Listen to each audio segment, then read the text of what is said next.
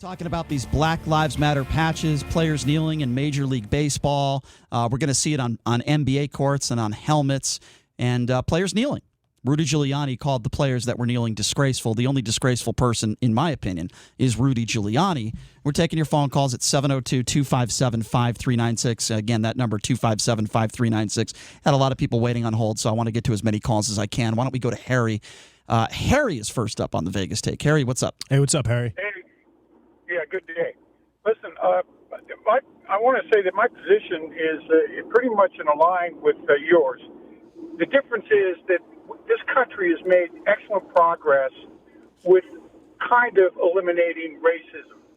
The Black Lives Matter has not improved anything. It, in fact, has made it more divisive.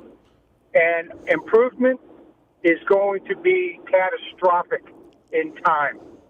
Harry, I don't necessarily disagree with you, but let me ask you this question then. What do you think should be done here? Here's what I think should be done. I think that minorities, many people need to, in police, they need to have a better relationship. They need to sit down. There needs to be more conversations, not protests. I don't think people kneeling, and this has been my criticism with Colin Kaepernick, I'm not sure kneeling is going to do much good. We are all aware of what's going on in this country. How do we come together now and maybe change a little bit of policing, maybe change the training, maybe find a way to hold police more accountable? My opinion is body camera footage and audio should be mandatory 24/7. I think that's a good start. And then on the other side, people need to comply. People need to know how to deal with law enforcement and police. Even if they think they're being wrongfully arrested, you have to comply. See, I think if we'd done those two things, Gary, on the police side, mandatory body camera, video, and audio, which I've been saying, by the way, for 10 years, and I'm not surprised another talk show host here in town stole that. But that's one side of the issue. And then the other side of the issue, compliance, I think we'd be in a much better place in this country, at least when it comes to law enforcement and minorities. Look, I agree. I do agree, but I do want to make this one point. This is very important. Unintelligent individual. The body cameras, and this is my line of work I'm retired out of. Let me tell you, the technology has vastly improved just in the past 5 years. Prior to that, who would even know what we were getting? Yeah. And this is, but you're absolutely correct about one thing. And the one thing that nobody's correct on is we've got to stop the protest. The people need to sit and talk.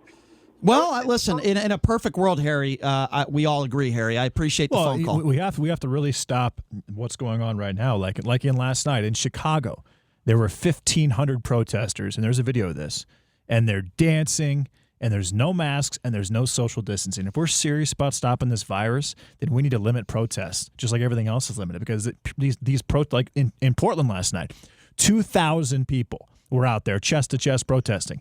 Nevada hospitals are taking Oregon overflow patients right now as we speak. It's actually affecting us adversely. If we're serious about stopping this virus, then we need to treat. We're talking about race right now, though. No, but it's all correlated. Okay, because a lot of these people that are protesting don't have jobs. Right. A lot of people that are protesting nationwide are getting paid by the government. I understand, but we're talking about a different subject. To lobby against overthrowing the government. I understand. Or to lobby with overthrowing the government. I understand, but that's coronavirus. Right now. Okay. No, yeah, but we're talking about Black Lives Matter right now. But it's all correlted, Brian, because a lot of these protests are huge. They're huge in numbers, and things get destroyed as a result of them. I agree. And I think the virus is being spread, with them. I mean, Brian, if the numbers are real and there were legitimately 15 to 26 million protesters for Black Lives Matter, or for the protests after the George Floyd death, then how many cases do you think resulted of that? And how is it how is it bars in Nevada or bars in California or bars in Florida are spreading this virus, but 20 million plus chest to chest all over the country are not spreading this virus? We have to look at both of them from the exact. We can't be hypocritical about either one of them. Okay, we have to approach them both equally. So yeah, I support peaceful protests, and a lot of them are not peaceful, but I don't support 50 to 2,000 people in one area, not social distancing, maybe wearing masks that could be spreading the virus if we're serious about getting out of this and opening up the economy and moving forward as a country.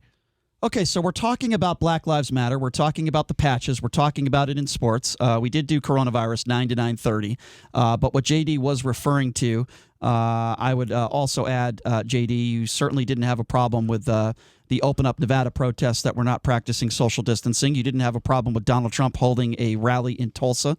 You didn't have a problem with people marching for opening up rallies throughout the country. So I also want to note that it's not just Black Lives Matter. There are other people that are responsible as well. We'll say there was probably here comes another percentage. No, I can't wait to hear this one. Maybe a collective 10,000 people that were part of the Open Up marches and Trump's rallies. Not throughout the country. That number was magnified by about not 200. True. I mean, by a lot, Brian. Not true. It's not even a close comparison. Okay, let's take some phone calls now. The volume is significantly higher on the other side. We have a lot of people waiting on hold. 257-5396 is the number to call. So let's take some calls.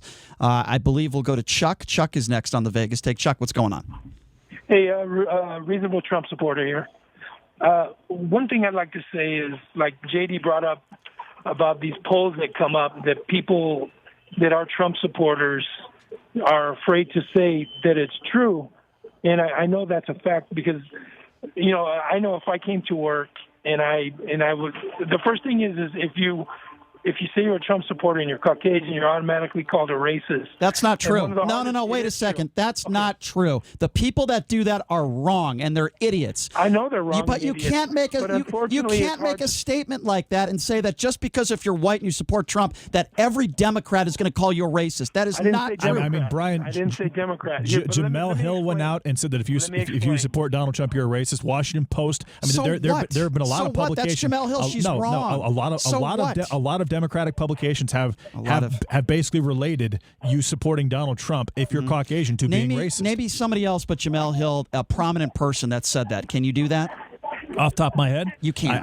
I can name a bunch of different publications that have done it. Let me tell you how it's in reverse is when President Obama was running, we had African American people that I work with, and as people were coming to work, they were asking them, who you voting for?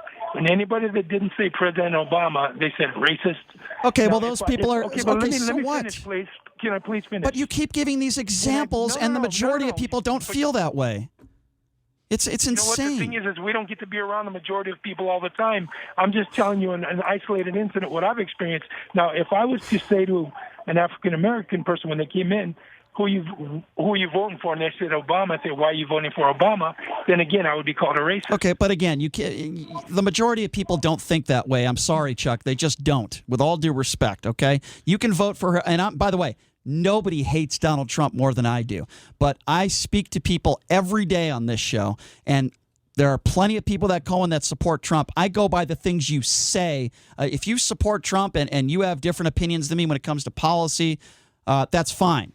Okay, I'm not going to call you a racist. And by the way, I never have done that. I use that term racist for the things that people say. 257-5396, the number to call. Let's go to Brian. Brian, you're next on the Vegas Take. Brian, what's up? Hey, what's up, Brian?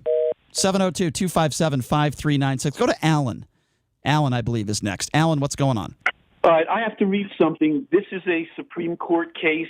It's Mattal v. Tam, M-A-T-A-L v. Tam. It was ruled in 2017, and I'm a veteran. I fought for this.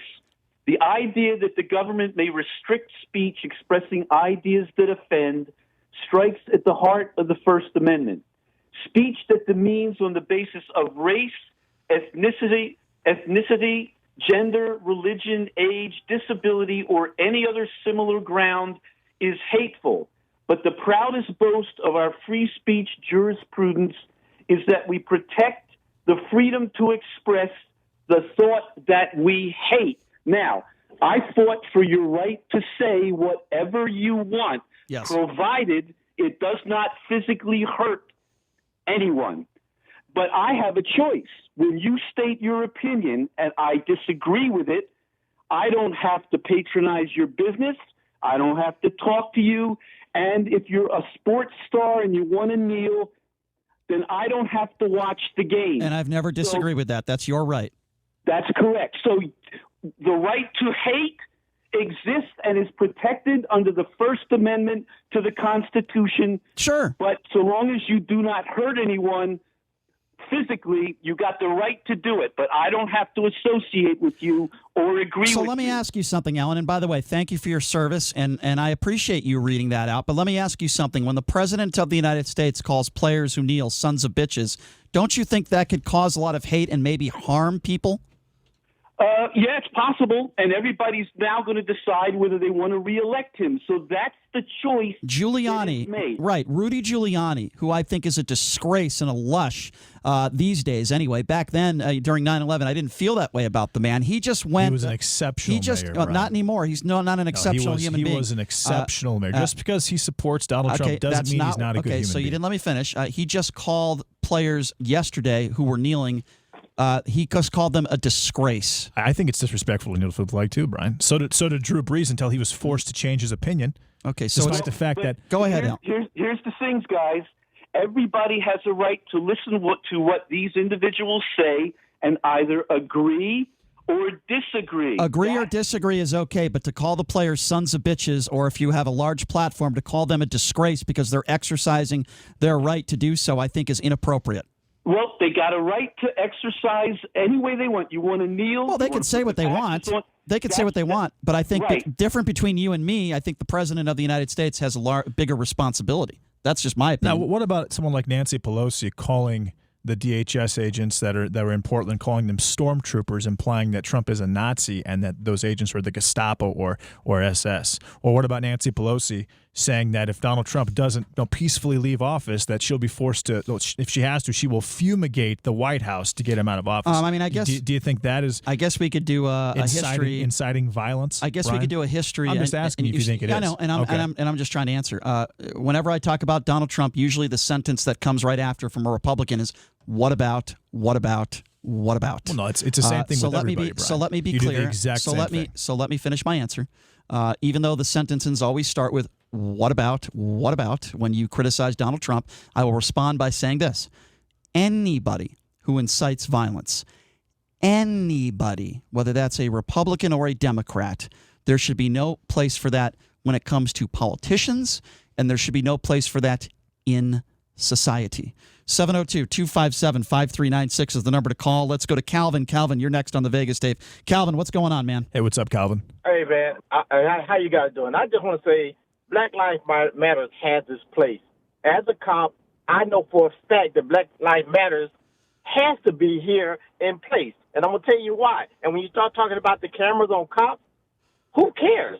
If you're still not going to get a conviction of a cop who's wearing a camera when he's dead wrong, Calvin, I agree, but I agree, Calvin, but I think it's a lot easier to convict somebody. I'm talking about a police officer when the cameras are not allowed to turn off. As you know, October 1. I'm sorry, no. As a cop, no, it's not. I'm sorry. How could you say that? I'm going to tell you why.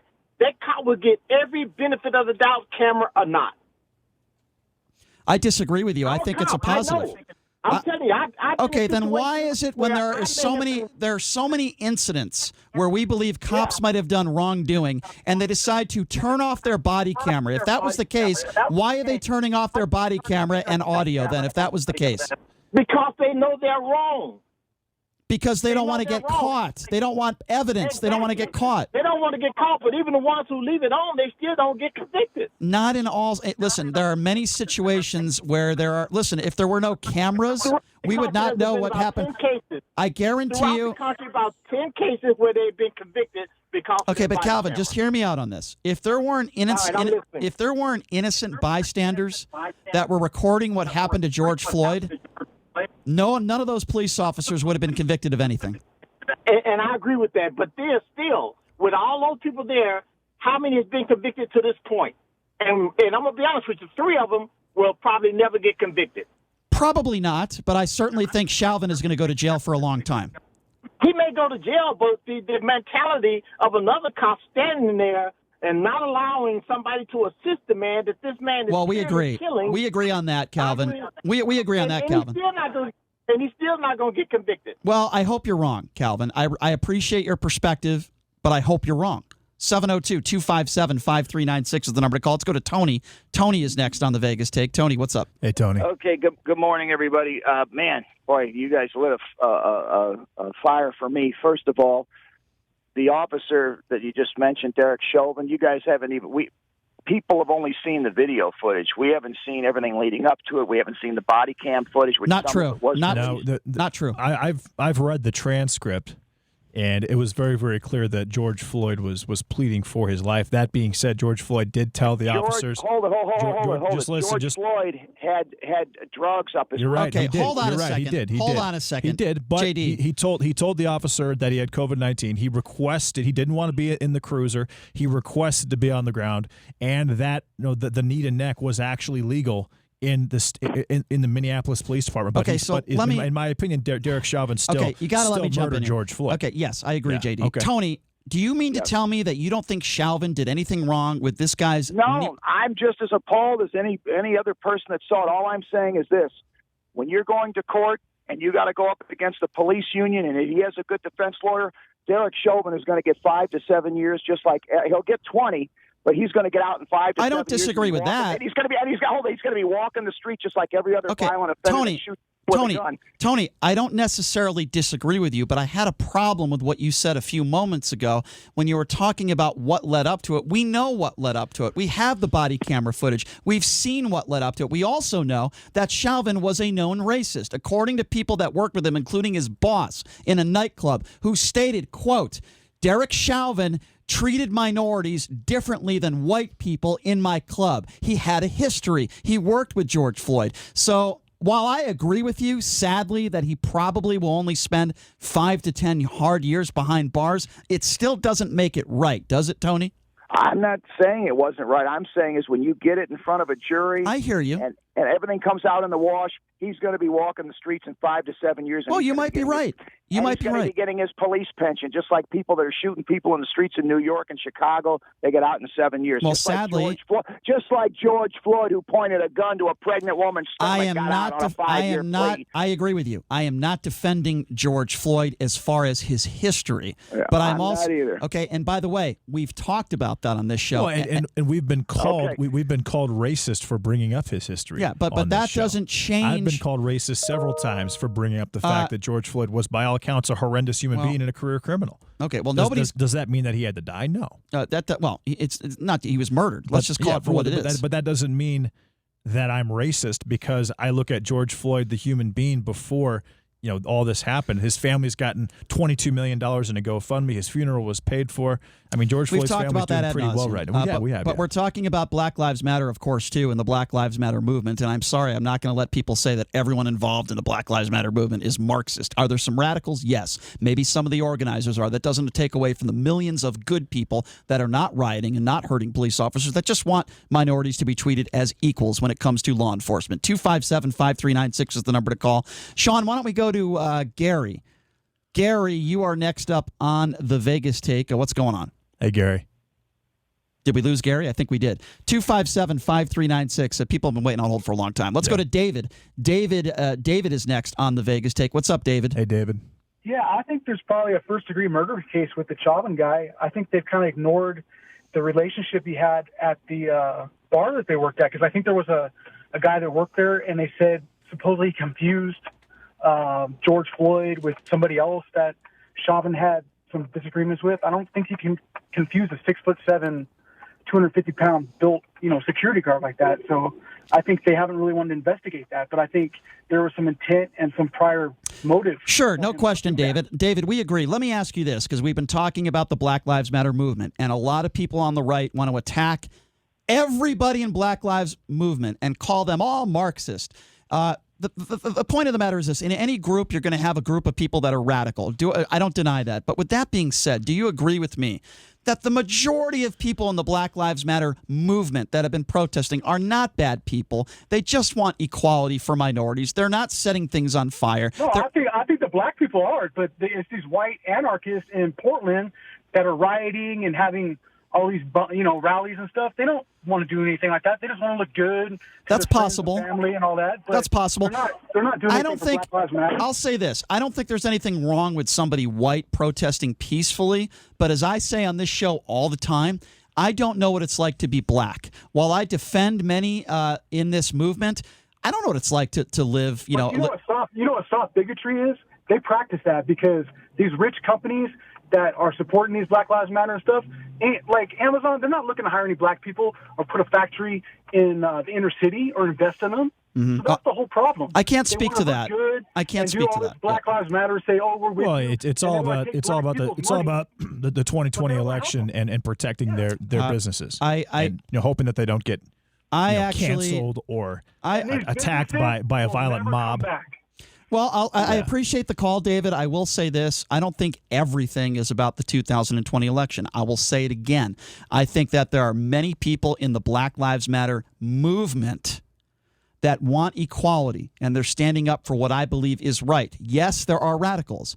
Yes, there are people who are setting things on fire and harming police. I wish those people didn't exist, but that should not get all the attention, and it should not take away from. Hold on, it should not take away from the fact that there are a lot of good people in this movement that want equality. But it shouldn't be discounted either, and you shouldn't be not understanding of why people would look at Black Lives Matter in a negative light because of those that the ones that are organizers, the ones that are the leaders, are the ones that are leading a lot of the negative things that are going on, Brian. 257-5396, the number to call. Let's go to Ron. Ron, you're next up on the Vegas take. Ron, what's going on? Hey, what's man? up, Ron? Hey, Brian.